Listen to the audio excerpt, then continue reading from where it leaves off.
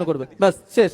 না না, কোশ্চেন করুন ভাই। আমার নাম আব্দুর রহমান কাজী, আমি ভাঙড়েরই ছেলে। আমার এমএলএ সাহেবের সঙ্গে প্রশ্ন কাছে যে আপনি বিভিন্ন অউন্নয়ন নিয়ে আপনি বিভিন্ন রকম সোচ্চার হন, প্রতিবাদ করেন, বিভিন্ন সংখ্যালঘুদের হয়েও প্রতিবাদ করেন।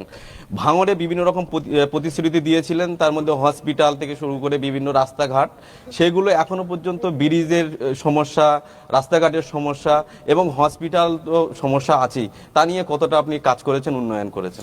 দারুণ প্রশ্ন করেছেন। ভাঙড়ে একটা সরকারের পক্ষ থেকে একটা ইট যে গাঁথা হচ্ছে, এটাও জানবে নওশাদ সিদ্দিকীর অবদান। পশ্চিমবাংলা বিধানসভায় আমরা চাই লাইভ টিভির ব্যবস্থা করা হোক।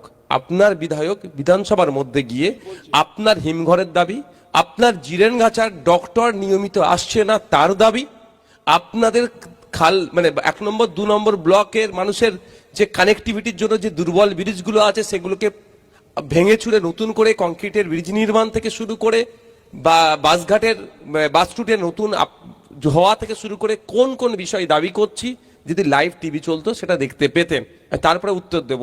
এখানে একটা বিতর্কে জড়িয়েছে একদিকে আমাদের তন্ময়বাবু, একদিকে হাকিকুল সাহেব। তন্ময়বাবু যে তথ্যটা দিয়েছে সেটা হচ্ছে রেজিস্টার্ড মাইগ্রেন্ট লেবারের সংখ্যা বলেছে। এবার রেজিস্টার্ড মাইগ্রেন্ট লেবার হচ্ছে 30 লক্ষ, আমিও অস্বীকার করছি, কিন্তু তন্ময়বাবুকে একটু পেছনে যেতে বলছি। 2021-22 সাল বিধানসভায় দাঁড়িয়ে আমি লেবার মিনিস্টারকে প্রশ্ন করেছিলাম, এই মুহূর্তে আমার রাজ্যে পরিযায়ী শ্রমিকের সংখ্যা কত ভিন্ন রাজ্যে কাজ করেছে? মাথা চুলকে বলেছিল আমি পরে বলে দেবো। তারপরে জ্ঞান ফিরেছে না এটা ভুল হচ্ছে। আমি বিধানসভার মধ্যে দাঁড়িয়ে এই যে উন্নয়ন, এই মাইগ্রেন্ট লেবারদের জন্য পরিষদের কথা বললাম, এটা ভাঙড়ের বিধায়কের প্রস্তাবে হয়েছে, এটাও আমাদের প্রস্তাব দেওয়া।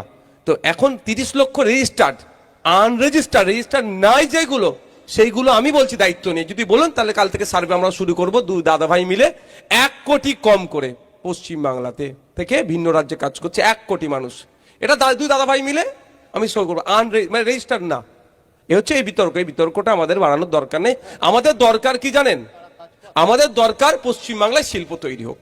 আমরা বিতর্ক করব না। পশ্চিমবাংলা সরকার মমতা ব্যানার্জির হাত ধরে শিল্প আসুক, আমি আর সৌম্যবাবু গিয়ে সেই জয়ধ্বনি ধরবো, জয়ধ্বনি দেবো যে আমাদের পশ্চিমবাংলা হোক। আজকে মুর্শিদাবাদের মানে কান্নামুখ হয়ে বলছিলেন উনি, ওনার বুকে ব্যথা। আমি মুর্শিদাবাদের নিয়ে প্রস্তাব এই স্পেসিফিক দিয়েছিলাম। আমি বিধানসভা এগ্রিকালচার কমিটি স্ট্যান্ডিং কমিটির মেম্বার, আমি একজন। বলেছিলাম মুর্শিদাবাদ বিখ্যাত লিচু আমের জন্য, মালদা মুর্শিদাবাদ, ওখানে আমরা কি খাচ্ছি? জ্যাম জেলি খাচ্ছি বিদেশি কোম্পানির, হ্যাঁ প্রাণ কোম্পানি, বাংলাদেশের এখানে আমরা খাচ্ছি। বিশ্ব বাংলা ব্র্যান্ডে হোক, আমি প্রস্তাব রেখেছিলাম পশ্চিমবাংলা বিধানসভাতে। বিশ্ব বাংলা ব্র্যান্ডে হোক, 51% সরকারের থাকুন, 49% পাবলিককে ছেড়ে দিই। একটা ভোটার কার্ড অনুযায়ী একটা শেয়ার হবে, 5,000 থেকে 5 লাখ পর্যন্ত শেয়ারের ক্যাপাসিটি হবে।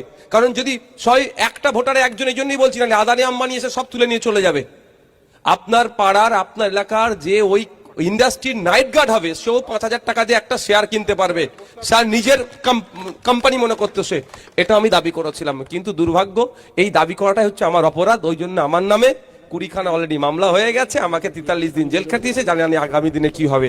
তবে আমি আশা করবো তন্ময় বাবুদের হাতে যদি এই শাসক যেটা চলছে তারও যদি চালিকা শক্তি স্টারিং যদি আসে, এটাও ভরসা করতে পারি, সামনে বসিয়ে বলছি, তা ভালো দিক হবে। আর অন্যথায় বোমবাদা কারিগর জগছুড়া নেতাদেরকে দিয়ে রাজ্য চালালে রাজ্য এগিয়ে যাবে না, পিছিয়ে যাবে। একটা ফুড ইন্ডাস্ট্রি তৈরি হয়েছে ঠিক